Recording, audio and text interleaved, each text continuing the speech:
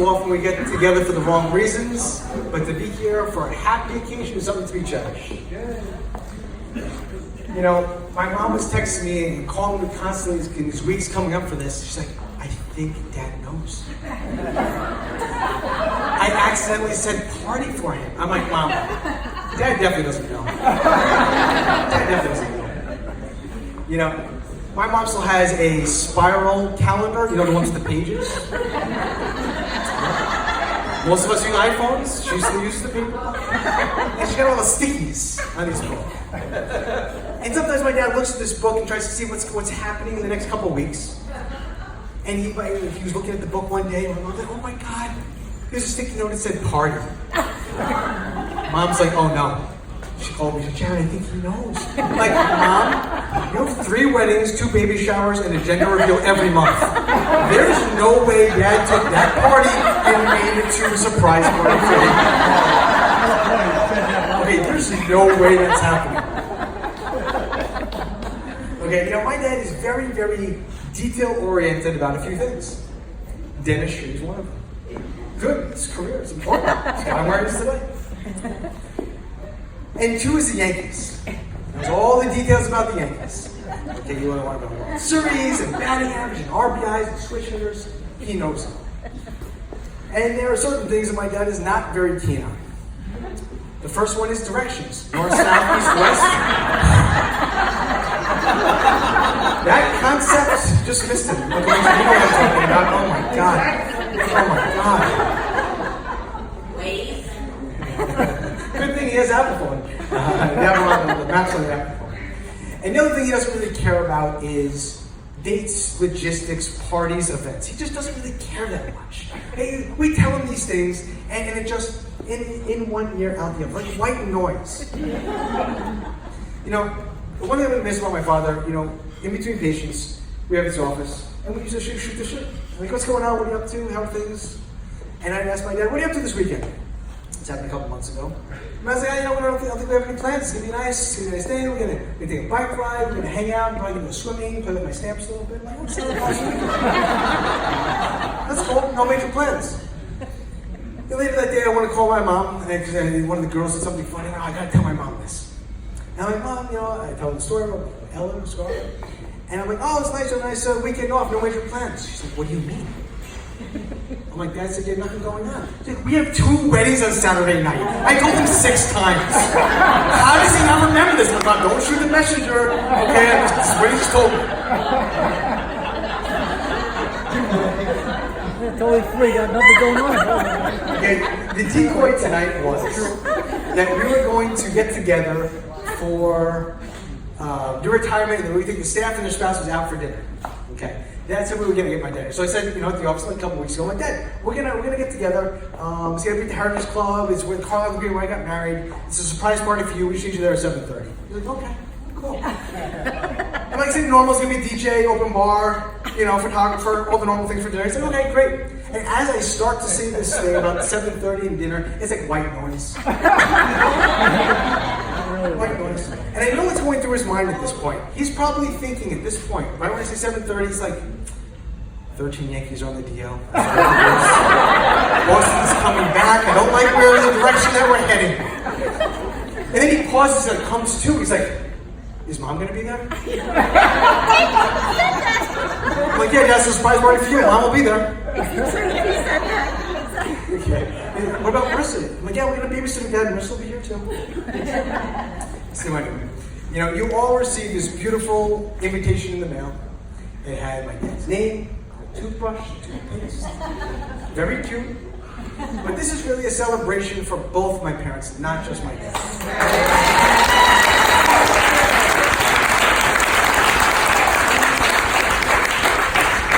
They worked very, very hard to get to this point.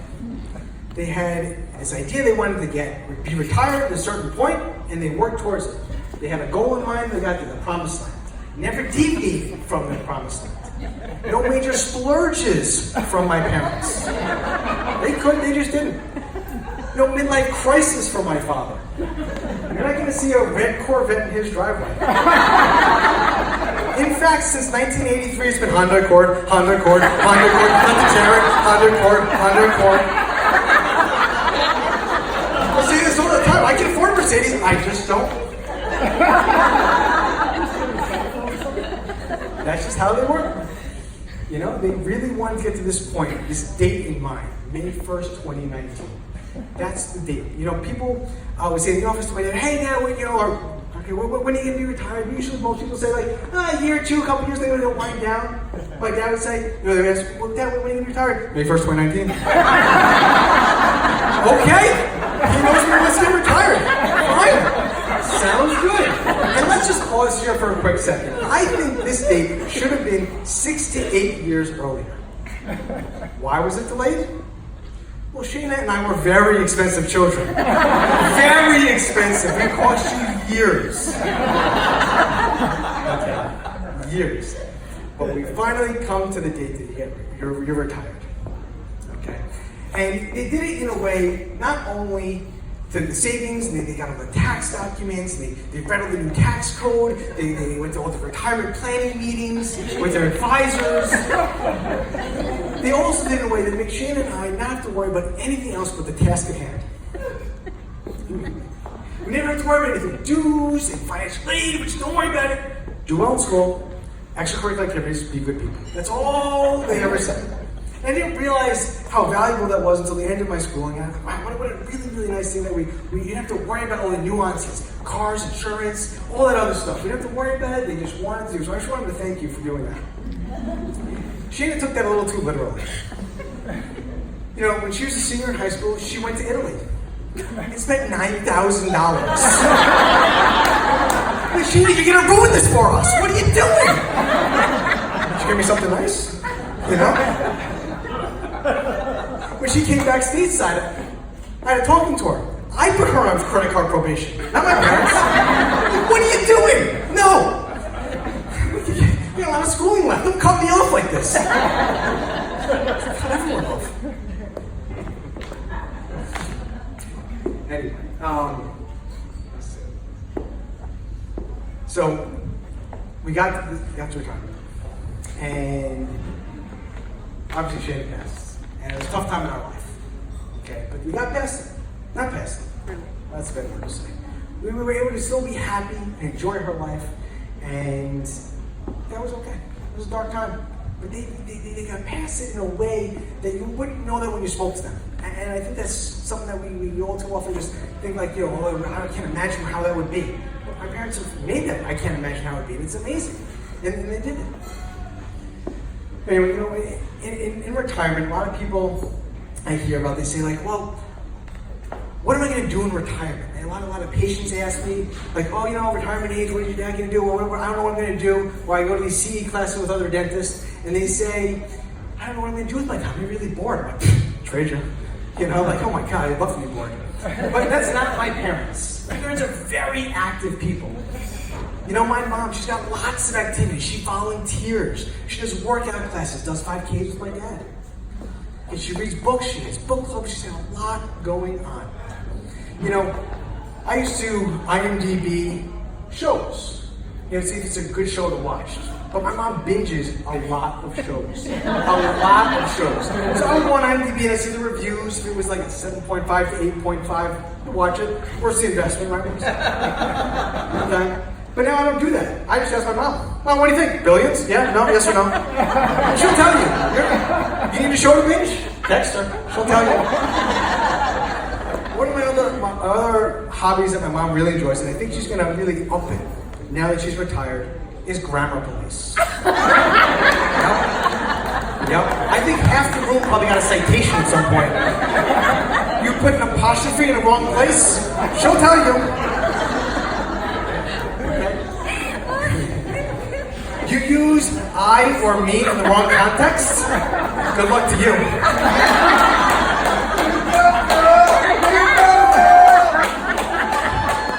You know, whether this speech bombs or does really well, my mom's gonna come up here, she's gonna give me a hug, and she's like, Jared, that was great.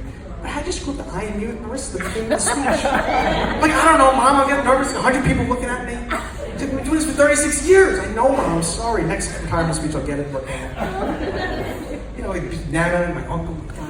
I'm afraid to talk to these people. My dad has lots of hobbies and interests. He's a historian. He loves history, world wars. He really enjoys that.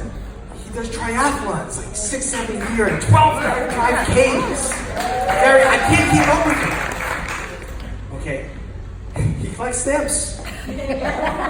Whatever, he likes stamps. Okay, and one major passion of my father is playing the clarinet. He loves the clarinet. Okay, he's in ensembles, he's in orchestras, he's in bands, he's got rehearsals of concerts I can't keep track of it all. He even made it at Carnegie Hall, Lincoln Center, whatever, right next to each other. How'd you get there, Dad? Practice. So we got there. And naturally, when your dad has a passion for the clarinet, of course you have to play the clarinet. So Shayna and I had to play the clarinet growing up. Okay? And I didn't have the same passion for it as my dad did. I mean, he loved it. I was like, it was okay, whatever, it was fine, good resume builder, whatever. And so, when you're in high school and you play the clarinet, you have to be in marching band. There's no sign-up sheet. Do you want to do this? It's you're in it whether you like it or not. And they give you this costume to wear. And it's like zebra print, white, gold, and black for Comac. And then they give you this white top hat. It gets worse with this like orange feather on top. Oh my God. I look in the mirror, I'm like, Dad, I'm losing street cred here. This is not where I want to be. I mean, I don't have street cred anyway, but like, it's going the wrong direction. He's like, no, Jared, you don't understand. It's gonna be fun, you're gonna like it. And guess what, Jared? You get to hang out with the Cougarettes. The kick line. The popular girls. You can spend a lot of time with them. I'm like, Dad, I'm pretty sure it doesn't work that way. Like, you put on that top hat and that thing, you become visible. I mean, no one can see you when they put that thing on. I think we have a Cougarette coach here somewhere. She'll tell you. And so the only way to get out of band camp and marching band is to get a job on Saturday morning. Oh my, I'm like that, I'll do anything. I literally will do anything to get out of this. See, why don't you work for me? On Saturday morning, I'm like, okay, fine. So I must have been a junior or senior at the time. So I had my own car driving. So I'm like, fine, Dad, I'll meet you at the office Saturday morning, 8 o'clock, no problem. And we got there, and he introduced me to the staff, and he's introduced me to the patients. This is my son, this is so exciting. He gives me the suction, we do a lot of checkups and cleans, and sucking out. And it's cool, and it's going really well. It's a little boring, but whatever, it's fine. And then when someone calls up, my dad's like, we got a hot tooth here. We got a hot tooth. Patient comes in. So, we got an extraction here, Jared. You gotta change your suction head on that one. We got a big one. So this guy comes in, he gets him numb, and I'm thinking wiggle thing comes out, we're all good. So, my dad gets in there, wiggle crack, wiggle crack, wiggle crack, wiggle crack. I'm like, oh, I mean, I'm not a dentist, but I don't think this is going very well. I can see the beads of sweat on his forehead. Mind you, he's wearing a full-length collared shirt, a tie, a white jacket, a mask, glasses, and his goggles. I wear a Nike t-shirt with my logo on it. Like, times have changed. But anyway, he breaks out this massive drill. I'm like, oh my God, that thing. Did you get a Home Depot? Get a size that thing. And he starts to drill the guy's face. And jawbone particles go flying. There's blood splatter everywhere. I'm like, oh my God. I mean, that guy's playing that wiggle. I'm like, Dad, it's moving. He's like, I know, Jared, keep suctioning. Okay, Dad. And wiggle, and he gets it. He's like, all right. You got it, Dad. Nice work. And I'm like, it's 12 o'clock, I'm in for 4 hours. I'm like, Dad, I'm a little hungry. Can I get some lunch money? I'm like, get out of here. And he's like, well, what did you think of that extraction? I'm like, yeah, Dad, it was great. Did you get a little nauseous or queasy? We got a faint in there? I'm like, no, Dad, it was fine. I think it was kind of cool. He said, maybe you should be a dentist. Okay. I mean, NFL quarterback, this doesn't seem like it's a possibility anymore. Fine. Dreams, squish. We're fine. So anyway, fast forward 4 years from there, whatever I do undergrad, and I get to the University of Pittsburgh, and I am a freshman in dental school. And my first day's orientation, you're in the scrubs, and you have what's called a white jacket ceremony. You get the proverbial doctor jacket. Okay, it's the University of Pittsburgh School of Dental Medicine, Jared K., student dentist. We're all taking selfies, all excited. We got here, and the dean, the president, he says a couple of things, very, very excited. Rah, rah, dentistry, you're all gonna make it, you're gonna be dentists, it's gonna be an exciting time in your life. And there's two things you're no longer allowed to say in your personal life because they can accidentally overflow into your professional life. Okay, you know, guys got some insight on this I'm listening? So two things you're no longer allowed to say are whoops and oh shit.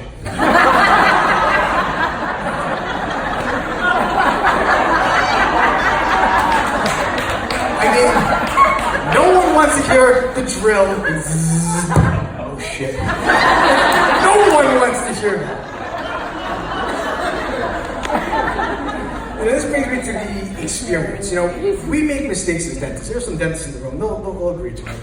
But we don't call it mistakes. We call it learning experiences. I mean, listen, if something's going wrong, we didn't put the cavity there. You did. We just tried to fix it.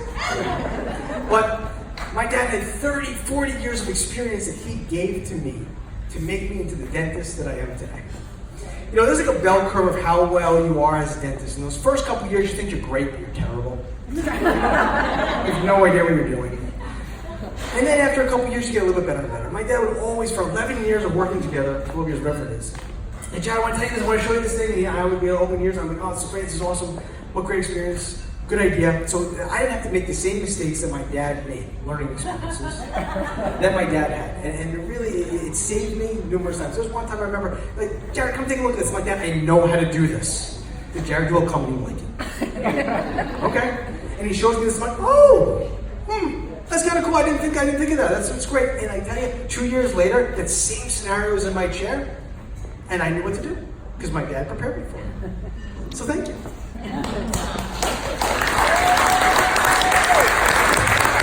You know, that same dean, 4 years later at dental graduation, and this point we fucking hated him. Like, it was 4 years, it was terrible, it was like the worst 4 years ever, it went through hell to get here, but then he says something insightful again.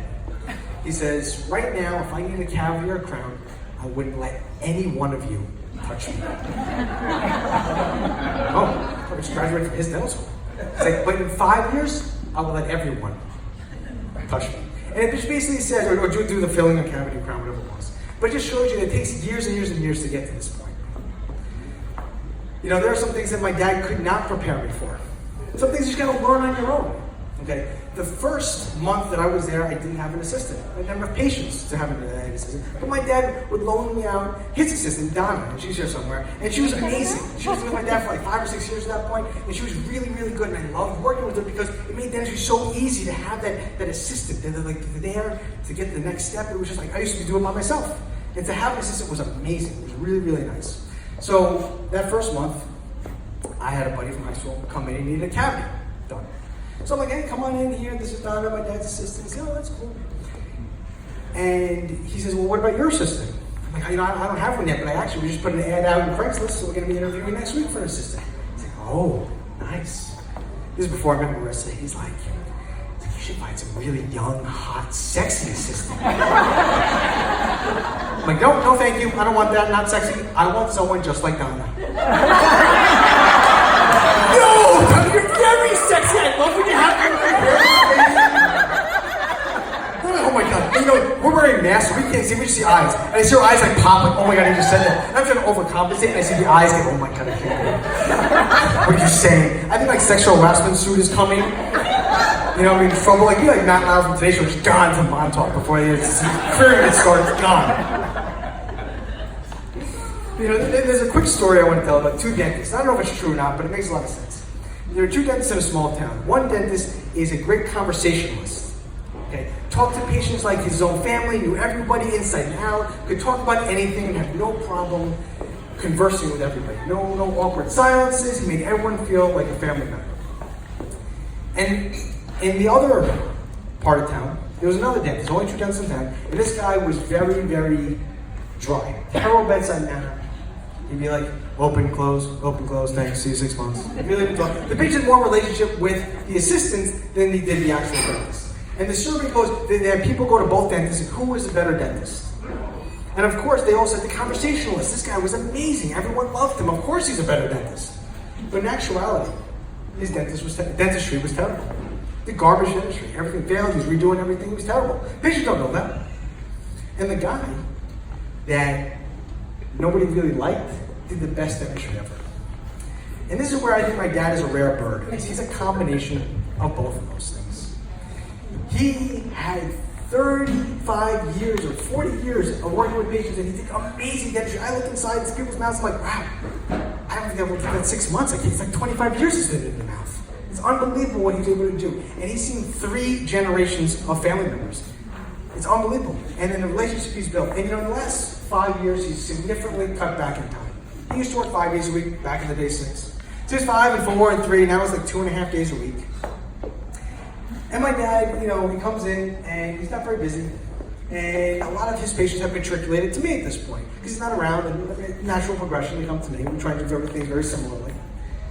And he'd pop in and he's like, hey, Mrs. Jones, and I'd sit Mrs. Jones up. I'm like, hey, how are you? What's the latest? He's like, yeah, everything's good. And then we'd exchange pleasantries. And then he would go into his patient, and I'd sit Mrs. Jones back down and just keep going.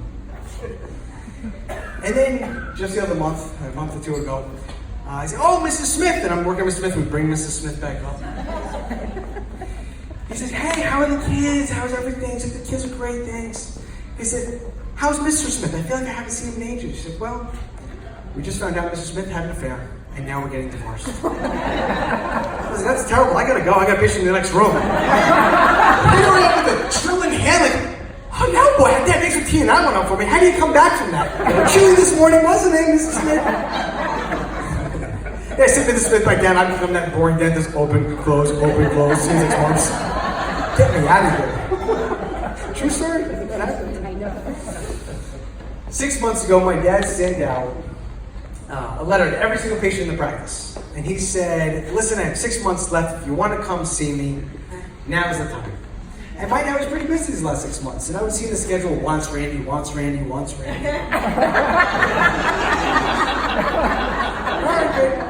lots of hugs, lots of laughs, lots of gift bags, lots of edible arrangements, lots of booze. I feel like this is Derek Jeter's farewell season. Oh my God, Dad. Like, we got a schedule to run. I'd like to retire some days. And Dad,